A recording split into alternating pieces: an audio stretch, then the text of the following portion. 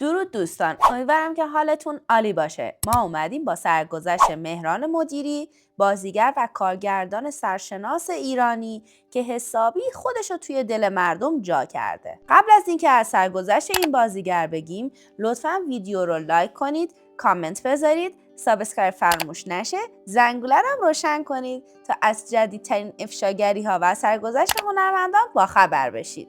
مهران مدیری کارگردان، بازیگر، تهیه کننده، نویسنده، خواننده، مجری، طراح صحنه و لباس در 18مین روز از فروردین ماه سال 1346 متولد شد. مهران مدیری گرچه در تهران چشم به جهان گشود، اما اصالتاً عراقی هستش. مهران مدیری کوچکترین فرزند خانواده است و 3 برادر به نامهای محسن، مسعود و مهرداد داره. پدر ایشان فوت کرده و در حال حاضر در قید حیات نیست.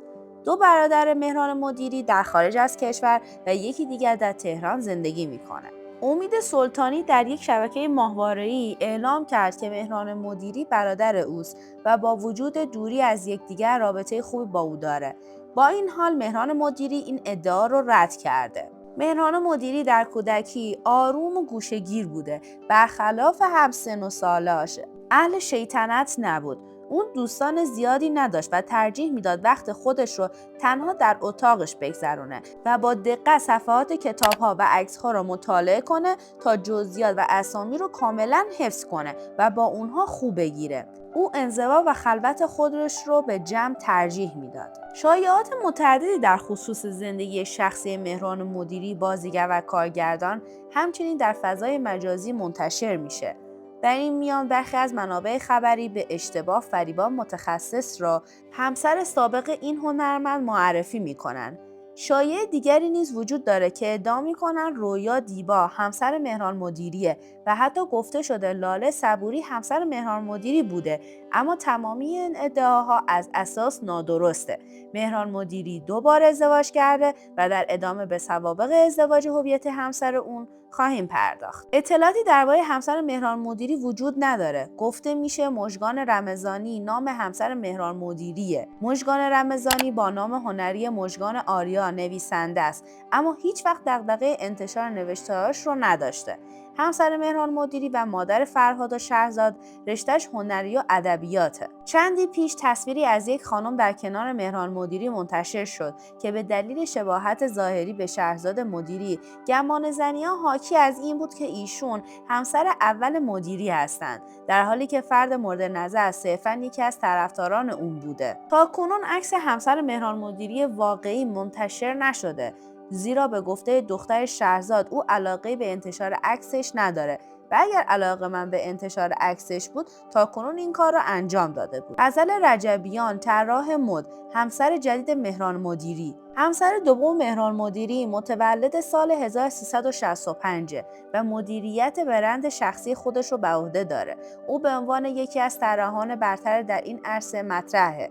رجبیان علاوه بر اداره مزون خود واقع در خیابان تجریش تهران، مدتی نیز به عنوان طراح لباس در صنعت سینما فعالیت داشته. در سال 1403 عکس عروسی مهران مدیری و همسرش طراح مد و لباس روی یک کشتی در خارج از کشور منتشر شد.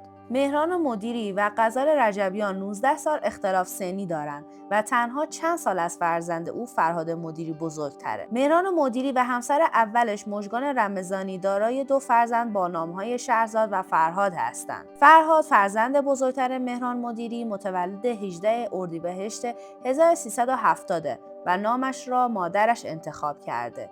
او شباهت زیادی به پدرش داره و شوخ طبعه، اما به بازیگری علاقه‌ای نداره. فرهاد در هنرستان موسیقی تحصیل کرده و برای ادامه تحصیل به خارج از کشور رفته. او اکنون یک گروه موسیقی تأسیس کرده با نام هنری فرهاد فراگ. آلبومی به نام من عشق است منتشر کرده است. شهرزاد، دختر مهران مدیری، متولد 13 بهمن 1375 و مدرک تحصیلی اون در رشته طراحی لباسه و در حال حاضر در همین حوزه فعالیت میکنه. او به همراه دوستانش برند طراحی لباسی را با نام لورلای راه اندازی کردند. نکته قابل توجه اینه که مهران مدیری تا پیش از اکران فیلم پنجه است هیچ عکسی از دخترش منتشر نکرده بود و تنها تصاویر موجود مربوط به مصاحبه‌های بسیار قدیمی بود. شهرزاد یک هفته پس از حضور در اکران فیلم پنج اسب برند خود را معرفی کرد. مهران مدیری پس از اخذ دیپلم در دانشگاه پذیرفته شد، اما به دلیل علاقه و استعداد فراوان به بازیگری و با تکیه بر تجربیات کسب شده از چند نمایش تئاتر، تحصیلات دانشگاهی خودش را ناتمام گذاشت و وارد دنیای هنر شد.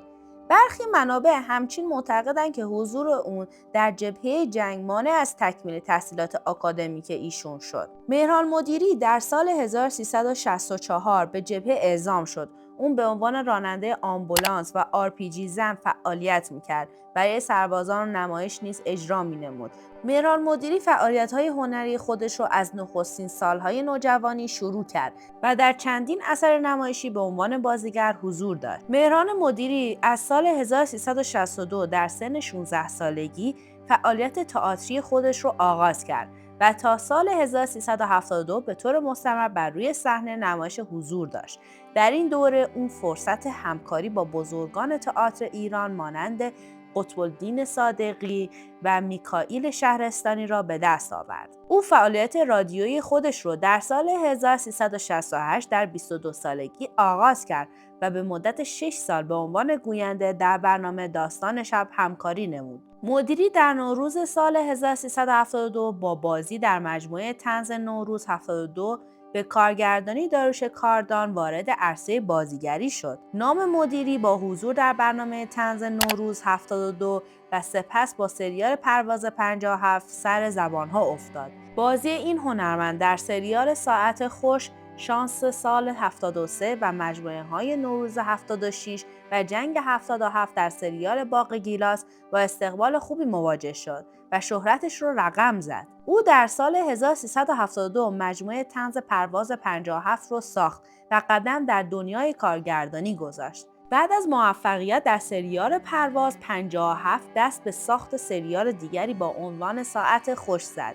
این سریال طنز زمینه ورود و معرفی بسیاری از بازیگران مطرح امروزی را در عرصه طنز فراهم آورد. ساعت خوش در سال 1373 ساخته و از شبکه اول سیما پخش شد و مهران مدیری علاوه بر کارگردانی به عنوان یکی از بازیگران اصلی در این مجموعه حضور داشت. این بازیگر و کارگردان موفق کشورمون پس از اون در مجموعه‌های طنز زیادی از جمله سال خوش، نوروز 76، جنگ 77، ببخشید شما، پلاک 14، 90 شب، طنز 80 و سریال دردسر والدین به فعالیت بپردازه. او در سال 81 مجموعه تلویزیونی پاورچین رو ساخت و تونست بار دیگر مخاطبین زیادی را به خود جلب کنه. مهران مدیری علاوه بر بازیگری و کارگردانی در حوزه موسیقی و خوانندگی نیز فعالیت میکنه.